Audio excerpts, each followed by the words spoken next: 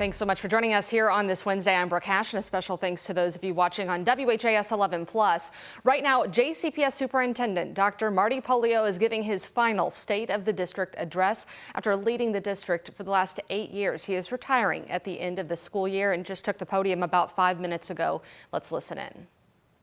What do you think? What do the roads look like out there? And I said, this probably isn't the way we should be doing it. So now we have this large team call at 4:30 a.m. where we have a recommendation process.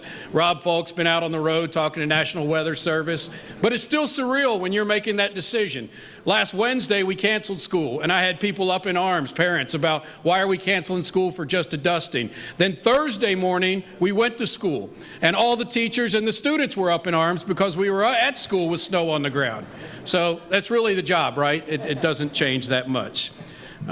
So let's hope nothing happens tonight. So today, I really do want this to be less about a speech. I've got some things that I need to accomplish today. Number one, I want to make sure to thank a lot of people who have been. All right, we're of course streaming the State of the District right now on WHAS11.com. You heard him talking, of course, about the difficulties in deciding whether we're snow day, NTI, or in the classroom with all the snow and winter weather we've had over the last few weeks. Our senior reporter Isaiah Kim Martinez will share the bullet points from his address later today, beginning at 4 o'clock. Well, the JCPS board says it is moving ahead with its search for Dr. Pollio's replacement after receiving results from the community survey. We learned Tuesday night most of the respondents were parents who said the most important qualities for Dr. Marty Pollio's replacement would be promotion of academic achievement and a focus on student behavior in the classroom.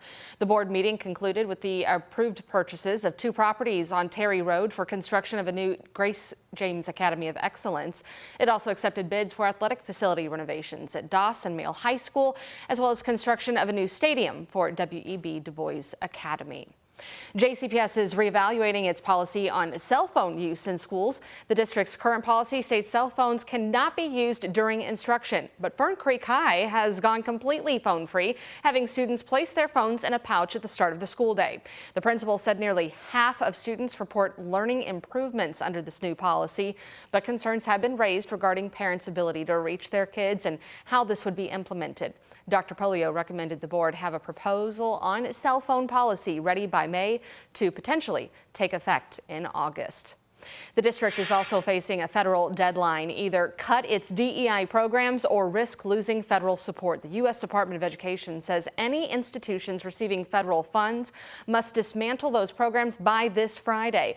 Now JCPS is working to determine if its diversity, equity, and poverty division would be included in this. The district has been using this program for 41 years.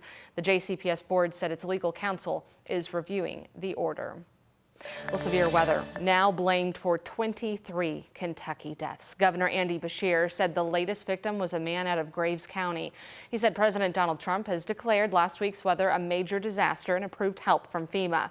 The community also pouring in support through donations to help in Kentucky Storm Relief Fund. You can head to WHAS11.com.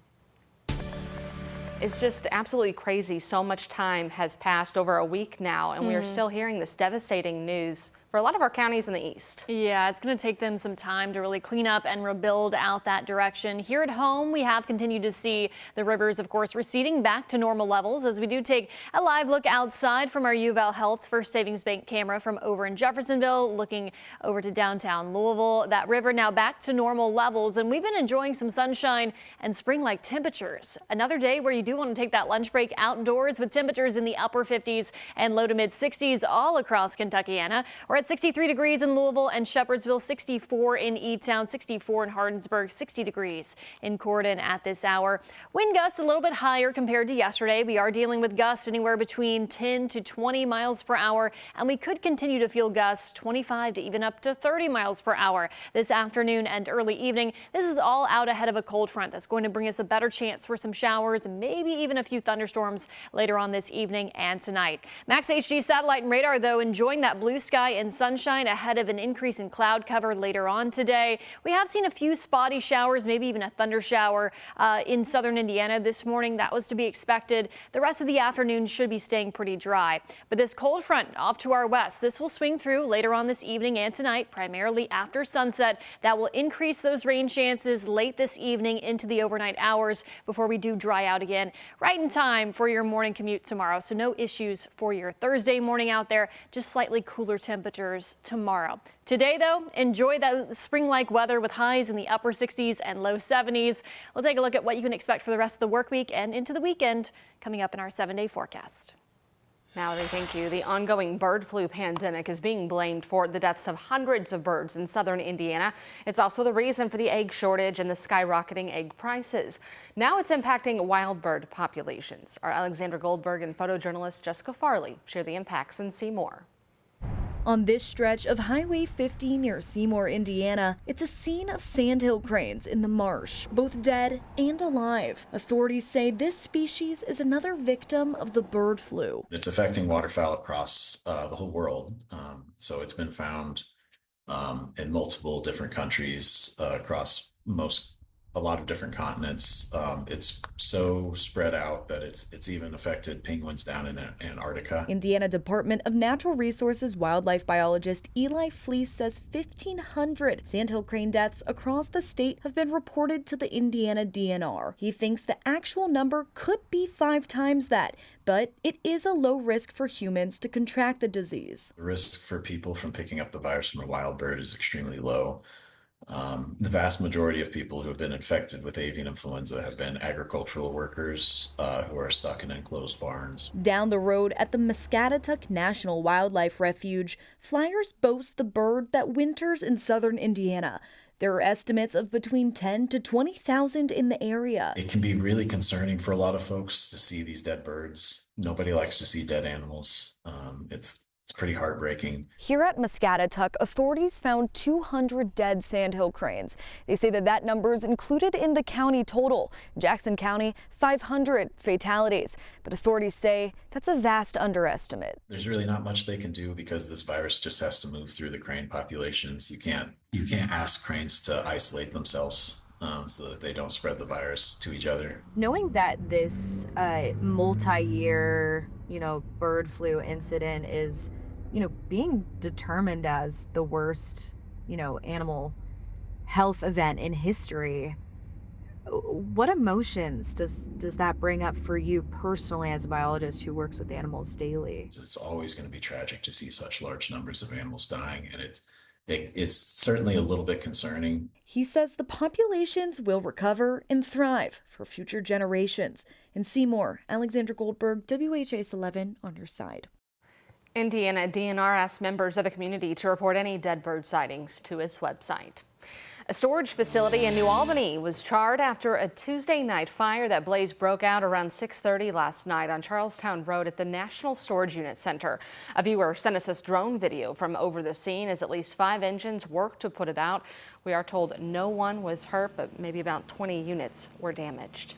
LG&E crews are back at work on 5th Street today in downtown Louisville after a dangerous gas leak. The street closed Tuesday between Jefferson and Market Streets while crews tried to find where a gas pipe needed to be repaired. Louisville Fire said it detected dangerous levels of natural gas inside and outside nearby buildings, causing a number of them, like Metro Hall, to be evacuated. Assistant Chief Bobby Cooper said the weather over the last couple of weeks could have been a factor. When we have the hard freezes and the thaws like we've had, you have utilities that expand and contract. Those utilities run alongside each other, so it's possible that could have been what the cause was. Crews gave the all clear just after 2 o'clock yesterday. Officials said no one was injured. Louisville's Coalition for the Homeless says it is very close to opening 2 new permanent supportive housing projects in the city. The announcement was made by Executive Director Natalie Harris at Metro United Way's quarterly meeting. She said she hopes the projects will open in the next month or so and said nearly 120 people will have housing as a result. Harris also touched on what her organization does and why it's so important to help those without homes in the city. When some people don't need the assistance, they may not think that others in the community need it, or that they need to work hard to make sure it's there for those who need it. So I always say when systems fail, people fail. And the people who fail are the people who don't have the resources to do it on their own. The Louisville Metro Housing Authority is also hosting open houses to help Louisvillians understand Section 8 housing. The federal program helps families who have a low-income pay rent. The Housing Authority is partnering with council members to talk about the benefits of housing vouchers, especially in a time of change in the program. We want to talk about the hold on some of our special voucher programs, why we're kind of taking a pause and doing a recount of all of our vouchers to ensure that we have enough capacity to serve the community. And we're also working with our inspections department to increase those inspection timeframes to get our families leased up much faster. Recent changes include digitizing the process with a call center and online portal. The next Section 8 open house is at the Bon Air Library on Thursday, March 6th.